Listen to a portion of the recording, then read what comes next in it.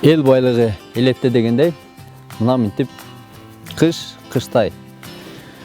Шу бүгін күнде қыш мезгілі келіп, тағы бір айлыға келіп қалдым, мен айлым көрсетісі. Ош облысының Ноқат районына қарашты жаңы Ноқат айлы өкіметінің Темір-Қорық айлына келіп отырамыз. Құрметті телекөрушілер. Мен бүгін ушул айлды сіздерге кенен таныштырып бергенге аракет кылам. Айрым бір жерлерін қалып кеткен болса, алдын ала кечирим сұрайм. Бизден алыстабаңыздар, биз менен бирге болуңуздар. Бүгін ушул Темир-Қорық айлы жөнүндө сон бір баян кылалы. Ош облысының Ноқат районына қарашты жаңы Ноқат айлы аймағында орын алған Темир-Қорық айлы. 200-дün тегерегинде кожолук 1450дөн ашык калк жашайт. Айыл жаштарын билимин жогорулатуу үчүн заманбап орто мектеп, кичинекей наристелерге бала бакча, калктын саламаттыгы үчүн медпункт жана мечит бар. Элетели негизинен мал чарбачылыгы жана дыйканчылык менен алектенишет. Айылдын артыкчылыгы багбанчылык. Ноқат алмалары деп мына ушул Темир-Қорық айлынын алмасын айтсаң болот. Бүгүнкү күндө өзүнчө айыл статусуна ээ болуп, элдин жашоосуна шарттар түзүлүп жаткан кези. Биздин Темир-Қорық айылы өзүбүз айыл статусу алгандан бери өзүбүзчө айыл башчы болуп өзүбүзчө башкара баштадык. Ошодон бери быйылкы жылдын эсебинде 2 көчөгө столбалар тартылып атат. Анан өзүбүздүн көбүнчө таза суу, башка жолдорго шагал ташамай ошол иштерини көбүнчө эл салым кошуп атат да. Ошондо иште жакшы иштер жасалып атат. Дагы иштерибиз көп әлі. Спорт зал салды, өздөрүнүн балдар салышты, өздөрүнүн күчү менен. Ар бир үйдө таза суу, ар бир үйгө чейин кирген. Таза суубуз күнү түнү тынбай иштеп, жакшы иштеп турат. Темир-Қорық айылында биздин эң чечилбеген көйгөйлүү маселе бул биздин жолубуз. Биздин жолубуз мына ушул Темир-Қорық канча 100 жылдан болсо да бери биз асфальт керек да. Өзүбүздүн шагал таштап коебуз, шагал эме болуп кетет. Ошо эми наркы жылга насип кылса, мамлекеттен бир жардам болуп ушул асфальтты курабыз деген ниеттерибиз бар. Эң бизге эмебиз ошол.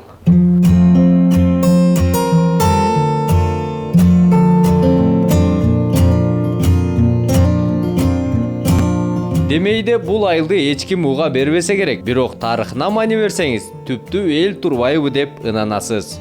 Ассаламу алейкум. Адеңиздер.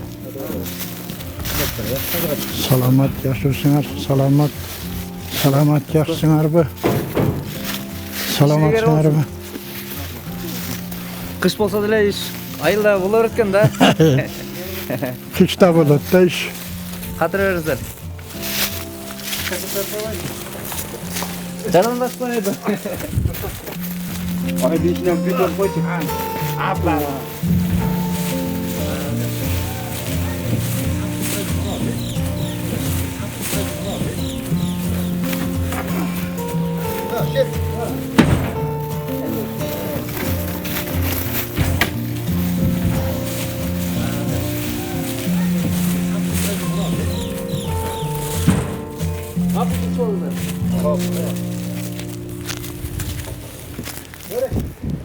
Абайым маягиз болгон талы эми.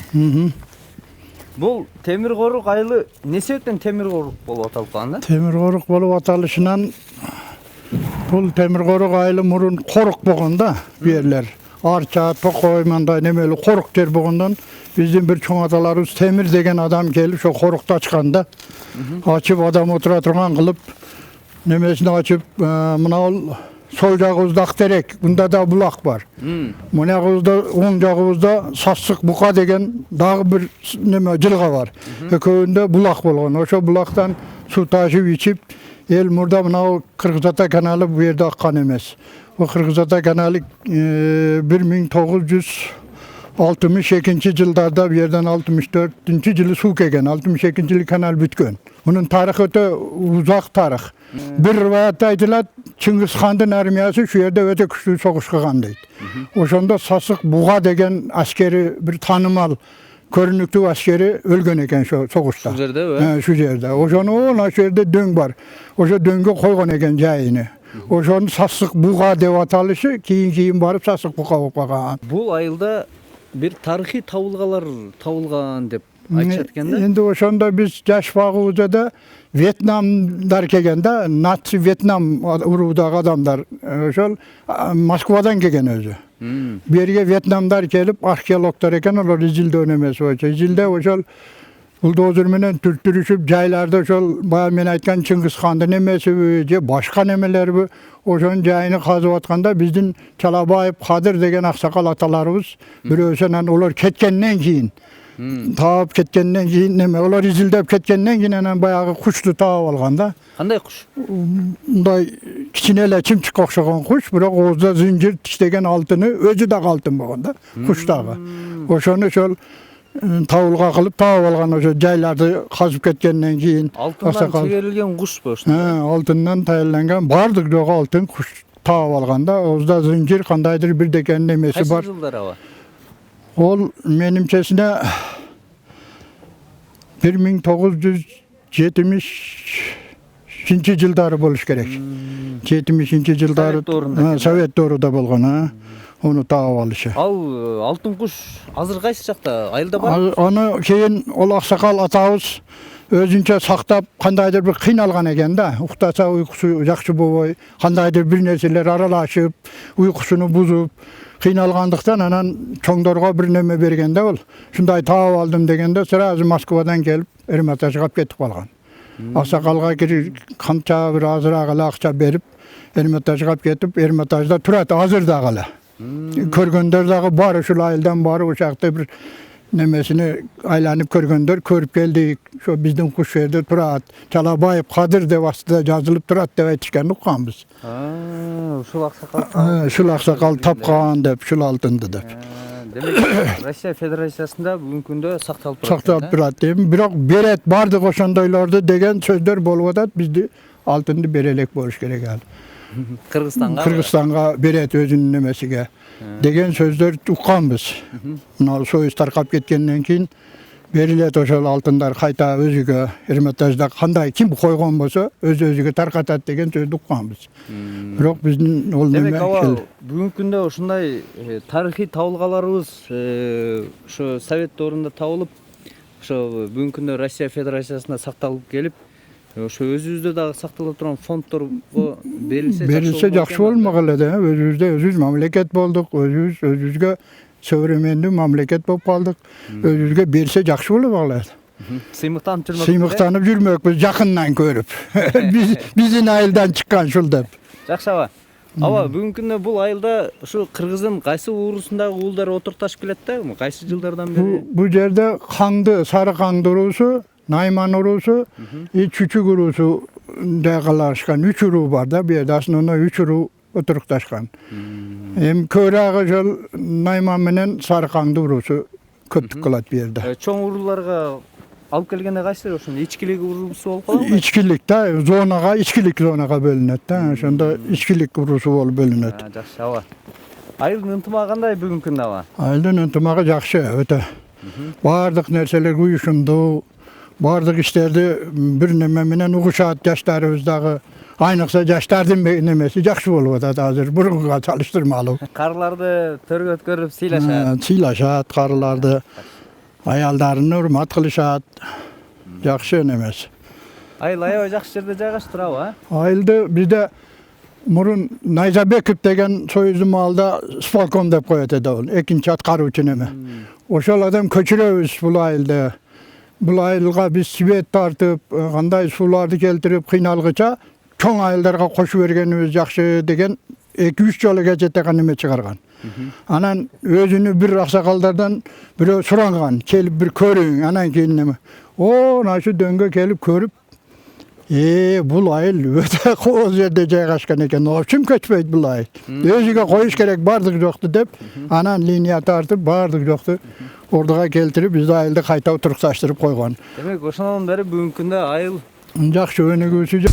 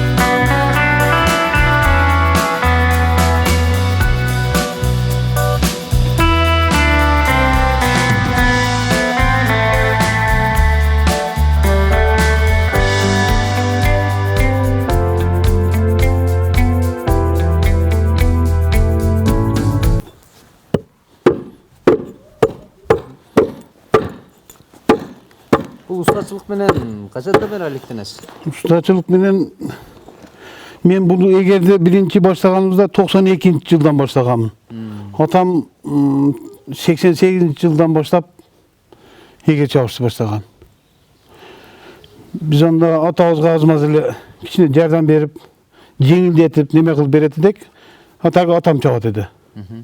Олдан өзү эч кимден үйрөнгөн эмес, өзү базардан көрүп эле эгер чабышты баштаган. Бирок сиз атаңыздан үйрөнгөнсүз. Мен атамдан үйрөнгөм. Атам 92-жылы тагайынып калып жатып калган эди үйдө. Ошондо бир şu atama көрсөтүп коеюн. Менен кийин чабып кете албадым дегенге мен чабышты баштаганмын. Акырындык менен. Ошо. Демек, чабып ушу үйрөнүп калганыңызды атаңызга көрсөтүп далилдепсиз да? Далилдеп калдым. Ооба. Ага чейин атам до конца чапкан эмес. Биз мындай жеңилдетип, могу дөңгөктү жеңилдетип берет элек. Атам өзү анан бүтүрүп неме кылып койот эди. Чабып. Дөңгөк деп калдыңыз. Ушул дөңгөктөн даярдалат да? Ушул дөңгөктөн даярданат. Ушул кантип даярдалат? Канча убакытта даярдалат да бул? Бул дөңгөктөн азыр бир күн, 2 күндө ушул абалга келтирсе болот. Ушул дөңгөктөн. Буунун ортосунан жарылып дөңгөк. Ошодон башталынат. Чабып. Шунун ичинен шуну чыгарып алынат. Эгер Ар бир жыгач устанын деги эле кайсыл тармактын устасы болбосун, өзүнүн бир ыкмасы бар да. Өзүнүн бир жолдору бар. Чабууда сиздин маани берген жериңиз кайсыл жерде? Эгерге биринчиден маани бергеним бул астынан, эң астынан. Асты бул бурчу менен бул бурчу тегиздиги бирдей болуш керек. Бул бурчу ондай караганда тегиздикте болуш керек. Ошондо гана аттын сыртына жакшы орнойт. Себеби бул жери ылдый, бул жери эгиз болуп калган болсо, ал атты сөзсүз басат. Ошондуктан шуга маанини только шуга бериш керек. Бул сырты неме эмес. Асында мына асты жагы тегиздиги бирдей болуш керек. Баягы эрлер дагы өзгөрүп баратат го? Ооба. Темирден болуп калатат, кээ бирлер же башкача. Могу жыгач эрлер мындай солгундап кетпейт абы? Азыр эл арасында суроо бар. Азыр темирегер неме болду? Популярный болуп, темирегер азыр 5-5 болуп, жеңил экен деп ошого өтүшүп атат. Бирок эми бул убактынча, бул эми ертеден калган эгер. Буландан эч немесинен калбайт бул дагы. Өзүнөн калбайт. Мындай этапка келгенден кийинки этабы кайсыл болот? Бул этаптан кийин капташ керек. Бул Тери капташ. Тери капташ керек. Тери каптал Барбы сизде? Ооба. Тери. Ооба. Ушундай болуп, кооз болуп чыгарып калат экен да. Терини каптап андан кийин ушундай болуп бүтөт. Тери деп атасыз. Бул эмненин териси болот? Бул малдын териси. 2 жаштан өйдөсү болот. 2 жаштан ылдый болбойт. Малдын териси. Не себептен? Себеби 2 жаштан кийин малдын териси калыңдашат экен. Калың болуш керек буга. Буну основной эрди тери ушайт. Уйдун терисинен башка жаныктардын териси болбойбу? Мисалга, жылкынын дейли, же болбосо төөнүн дейли. Жылкыныкынан болот. Жылкынын эгер илгери 1-2 каптаганбыз жылкыныкынан да. Болот экен ол да. Анын топоздугу болот, оорураак болуп калат.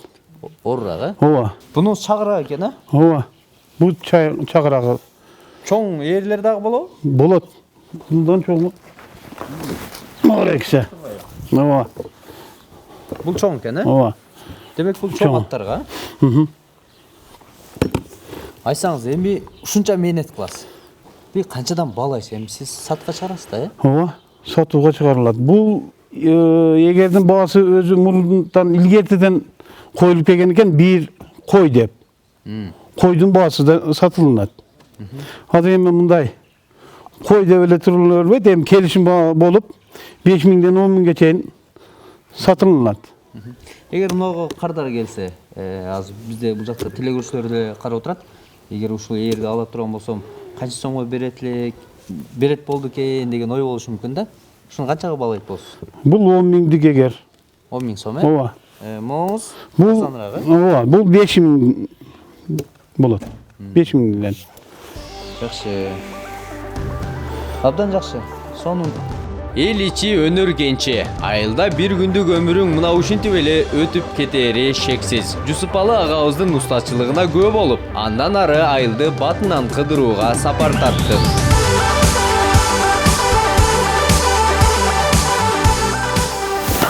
Бул кадимкилер жертөлөдө экен да үйдүн, Ооба. Кадимкиде эле жертөлөнүн асты, бирок мындай алмага склад кылганбыз. Бул алманы каяктан жейдиңиз сиз? Бул алма өзүбүздүн дыйканчылыкта, өзүбүздүн Кумурскалар бакта. менеткеч болот дейт. Сиз андан өткөн менеткеч турбайсызбы? Ооба, мунун мына яшиги бул жерде азыр эне алма бул апрель айына чейин турат, Ноорузга чейин. Ноорузда сатылат алма, негизгиси. Анан бул биринчи склад, экинчи склад болот. Ооба, бул жагында да бар. Где-то 1000 яшик ашык, 1200 яшиктай болот. 1000 жашыктан ашыкпы бул? Ооба, 1200 яшик болот да. Ошондо тоннага канча болуп калат? Где-то 20 тонна, 30га чейин барып калат ошондо. 26-25 тонна болуп калат. Султан ага, мен аябай таң калып атам. Ушунча алманы кантип сактайсыз апрелге чейин? Буну эми секрети бар эми муну астына бул суук жетиришекте астына муз, суу дегендей суук түшкөнгө чейин коебуз, анан насос менен алып коебуз. Ага чейин тура берет. Суук түшкөндө жаап коебуз. Анан обед маалында 2 саат, 3 саатка чейин ачабыз. Эмне себептен ачасыздар? Себеп ичиндеги мына алманын өзүнөн негизи неме чыгат да мынданчы. Жанагындай запах чыгат. Ошол запах чыгып кетиш керек да. Ооба, кадимки жыт чыгып кетиш керек. Анан катуу суукта жабабыз дагы. Болду. Ошол бойдон турат. Ооба, газды албаш керек да, газ өзүнөн газ чыгат алмадан. Эгер газды алып калса эмне болот бул алма? Анда газды алып калса алма отурат кадимкидей эле. Отуруу деген нерсе. Эми отуруу деген бул алмага газ алгандан кийин алма пишип кетет да. Пишат. Бунун ичинде жылуулукту жок кылып туруш керек. Ширеси жок болуп калат. Ооба. Жылуулукту жок кылып турсаң, бул алма өзү ушундай весин да кармап турат. Суусун жоготуп коет экен. Ооба, суусун жоготуп коет. Бул манандай. Бул өзүбүздүн Кайсыл сорттогулар? Превосход өзүбүздүн эски союз малдагы сорттун алмалары болот. 5 жылдыз деп коет бизде, жанатан 5 жылдыз, ооба, ошондой. Ооба, ошондой деп коет. Кадимкилер жанатан. Эми бул артында бар да, жанагындай бойка, золотой грин дегендер бар бул жагында. Мына яшик асты өсүп турат. Анан наркы складда уже семеренка, крипсон, экинчи складда ушундай. Муздак экен, мен колум тоңуп Муздак жетсе көргүлө алып. Муздактарын көрбөйлү бир аз. Проход бар бок, мына светти жандырсак болот. Свет жандырып кой, Черлан. Свет жандырып кой. Ооба, жанды. Мына бул. Акырындык менен барып көрө бересиңер.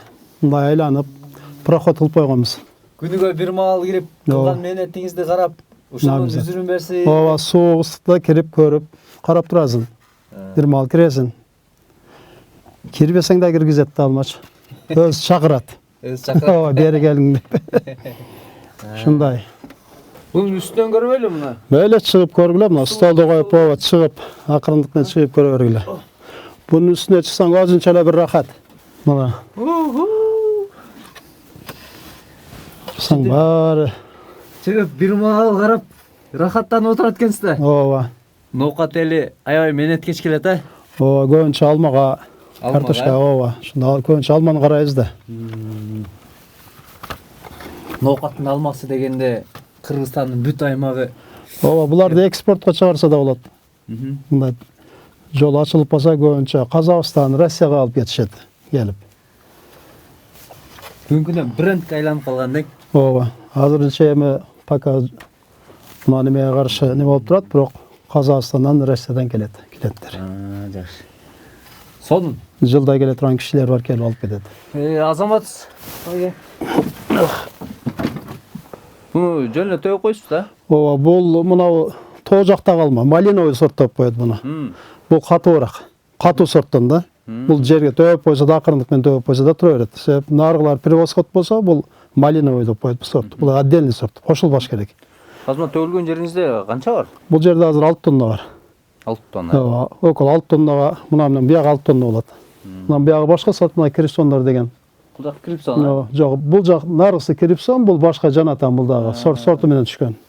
Анан жаз алдында кичине чикен кагылып, тегиздеп, жакшылап. Анан алма мол түшүн бере берет. Карабай койсоң түшүн бербейт алмадагы. Караш керек, э? Ооба, караш керек буну. Мээнет кылыш керек да. Абдан жакшы. Абдан жакшы. Султан ага, мээнетиңиз кайтсын эми. Мейли, рахмат силерге дагы.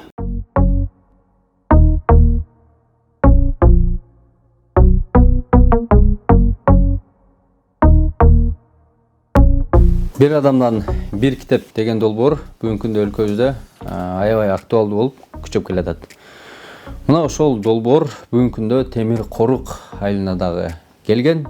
Албетте 19 жаштагы өзү жаш болсо дагы келечек муундун китепти сүйгөн муундарды ойлогон жаш карындашыбыз Эрдавлетова Орозгүл. Мына бүгүнкү күндө ушинтип айылга өзүнүн долбоорун şu айыл элине, айыл жаштарына сиңирип келатат. Анда эмесе Орозгүл менен тааныштырайынбыздарбы жакындан. Орозгүл, айтсаң, кантип баштап калдың? Негизи башталышы кандай болду? Саламатсыздарбы? Бул bir адамдан bir китеп долбоору негизи Кыргызстан боюнча башталганына 1 жылдан ашса дагы, буга чейин Кыргызстан боюнча 200гө жакын жаңы заман талабына ылайык китептер менен камсыз болгон китепканалар ачылып келатат. Биз айыл жаштары жалпы чогулуп ушул демилгени көтөрүп чыктык. Биздин максат жаштарыбыздын китепке болгон кызыгуусун арттыруу жана элибиздин интеллектуалдык рухун көтөрүү болчу. Жан дүйнөсүн байытуу, э? Ооба. Бизди кубантканы ошол эң негизгиси айылдан бул китептин долбоорунун негизинде бул долбоорду ар бир үй бүлөгө жеткирүү болчу жана түшүндүрүү. Биз ошол айылга чыкканда ар бир үйдөн китеп жыйноо үчүн айыл тургундары дээрлик бардыгы туура түшүнүштү жана аябай колдоо көрсөтүштү. Бул нерсе бизди аябай кубантты. Дем күч болуп турду. Бизге дем күч берди да.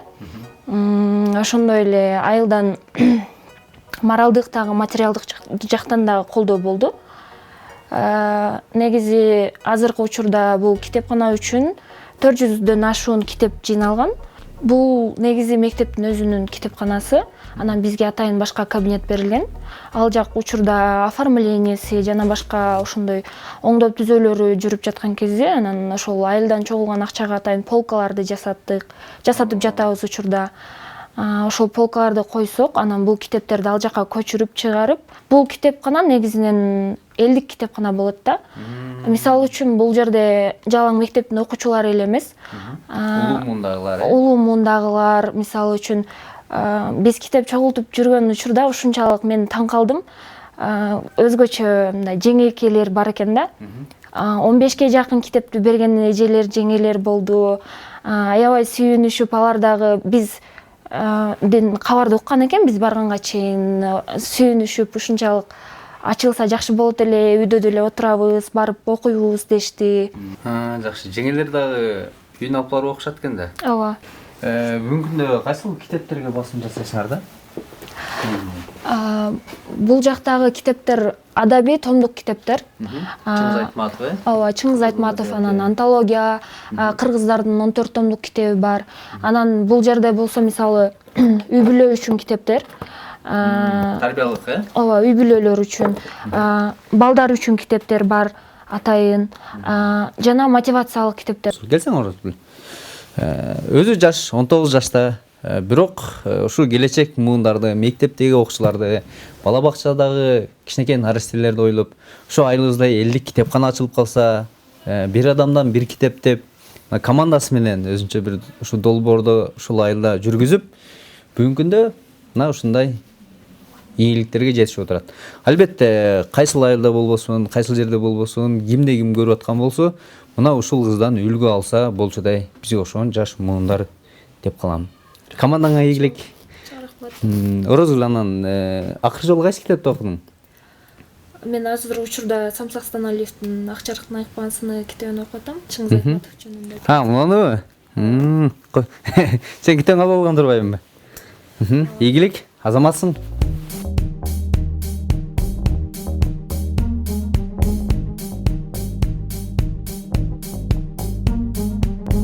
Мына ушинтип Темир Корук айылында таланттуулардын үй бүлөсүнө туш келип калдым. Бул жак Нурлан агабыз, ал эми кичинекей инибиз Мираждин. Бүгүнкү күндө Нурлан ага ушу өзүнүн баласын ушу музыка тармагына окутуп, үйрөтүп, бүгүнкү күндө тарбиялап келатат. Ага өзү дагы мыкты ырдайт. Ушу музыкада, Ямахада, аккордеондо, ушу кол ойнотуп дегендей айылдын кызматында. Ошондойбу ага? Ага эми айтсаңыз, мына телекөрүүчүлөргө ушул үй бүлөлүк таланттуулар деп ушу багытка кайсы жылдан бери чыйыр салып калдыңыздар? Мен жаш кезимден эле өзүм дагы ушул музыкага кызыкчу элем да. Анан кичинемден баштап ушул аккордеонго кызыгып, бирөөлөрдү көрүп, аккордеон черткенине кызыгып, өзүм дагы аккордеонду үйрөнгөнмүн да. Анан окууга тапшырдым, кичине билим алдым. Эми балдарымдан бул балам менин кичүүсү. Ушул баламдан кичине музыкалык шыгы билинип калды, байкалып калды. Байкалып, Анан бул баламы ушул музыкалык баягы школага тапшыртып, окуттуруп, азыр билим алып атат. Анан үйдө семьяда аялым дагы шыгы бар музыкага. Балдарым баары эле шыгы бар.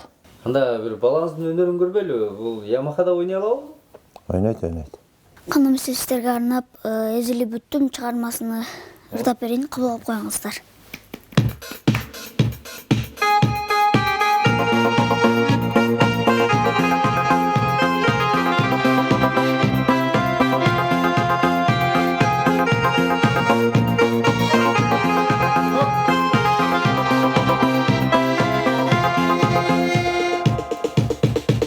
Агарып аткан таң белең сен, жашыдым тапкан багым белең сен сүйөмүн, сени күтөмүн, эзилип бүттүм. Ай, эзилип бүттүм, алтындын өзүндө күттүм. Кайдасың асылым азыр, сагындым өзүңдү гүлүм. Ай, эзилип бүттүм, алтындын өзүңдү күттүм. Кайдасың асылым азыр, сагындым өзүңдү гүлүм.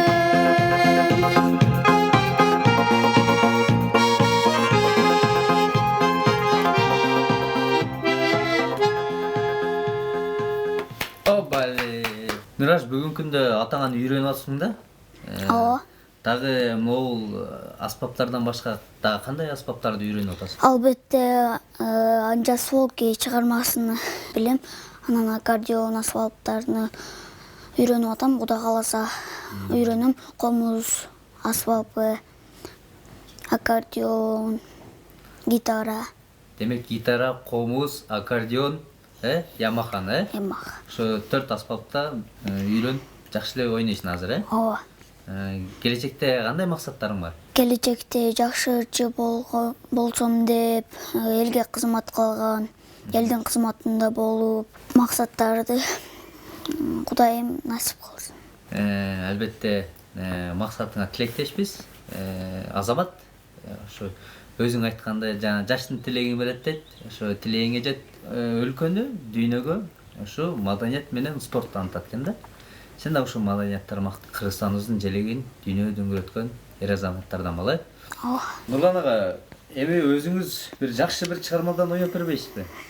Кандай дейсиз, Казбек, эми суранып калыпсың. Ушул айылдын биздин айыл өзү керемет айыл да. Жайындасы, жазындасы салкын, кышындасы ушундай суук, орточо эле. Жакшы бизде кыш сонун болот. Таланттын баары ушу айылдан башталат экен да. Биз дагы ушул балам экөөбүз тойлорго элдин кызматында болуп жүрөбүз. Айылда. Силерге болсом ушул айылым жөнүндө бир куплет ырдап берейин,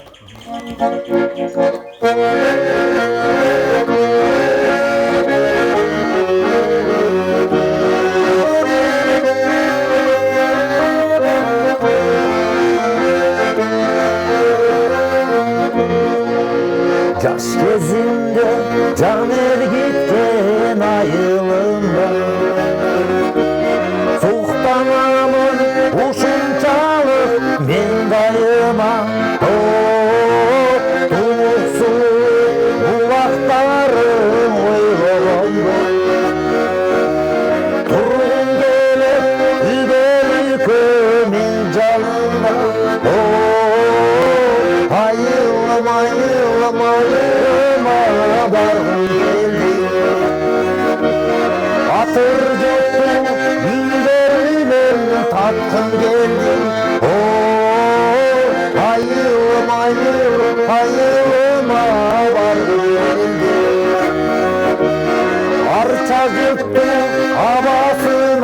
тапқым келді.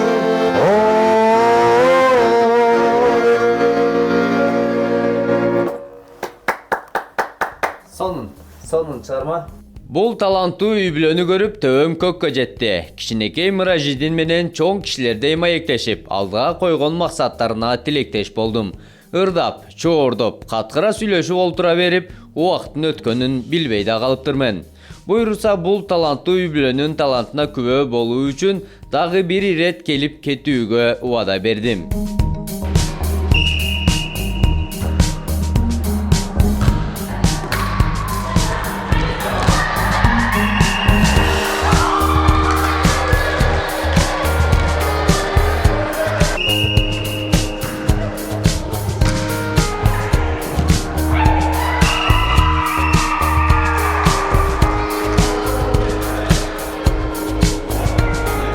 Бул айындары ушу спорт залга келип волейбол, спорт түрү. Ар алтынчы күнү. Ар алтынчы күнү келип, ошол өзүнүн мезгили бар, мезгилде келип ойношуп кетип турат. Анан балдарыбыз эки группага бөлүнүп алганбыз, чоң кичинелер болуп. Экинчи, төртүнчү күндөрү кичик балдар келет. Калган күндөрү чоң балдар келет. Анан калганыбызга сабак мезгилинде 2 жылдан бери келишет. Жакшы. Мындай не десек, айылыбыз кичине болгондуктан баардык бири-бирин тааныйбыз. Ошондуктан баардыгы ынтымактабыз да энди. Бирөө дебейбиз. Алыс барбадыма залдын түшүп калганыга бизге өтө сонун болуп калды. Окчу балдарыбызга дагы, эжелерибизге, ага инилерибизге мурун баардыгыбыз сыртта өтүп элек, азыр баардыгыбыз залда өтүп калдык. Куруп берген адамдарга өкмөт tomonidan курулуп берилди. 17-жылы ачылган. Ошондон бери мына кыргалым. Ооба, дени сак улут, дени сак мамлекет. Айыл апалары спорт менен алектенип, зирек жашап, тандырга нан жаап, мээ коротуп, мектеп ишин аркалап. Эх, кандай сонун. Айылдын жашоосу мына ушундай кызык.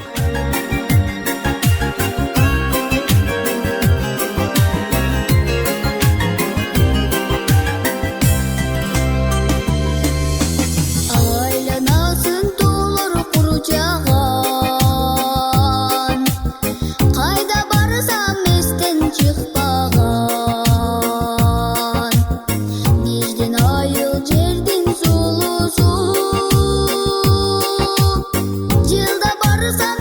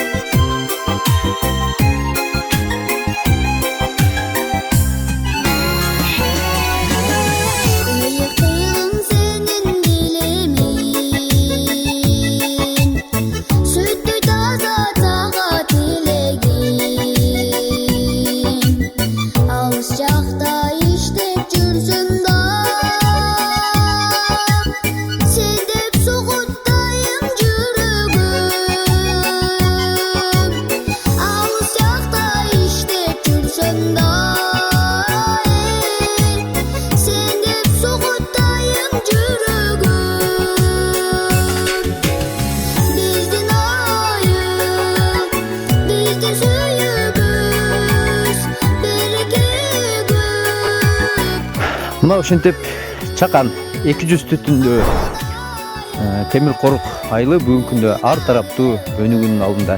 Спорт жааты, билим жааты, деги эле устачылык, мал чарбачылык мына ошолорго күбө болдум. Эмне дейсиз?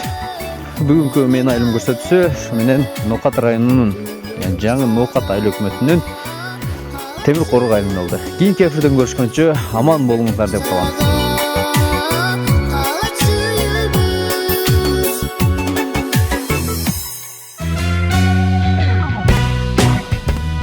Мына бүгүнкү күндө чакан 200 түтүн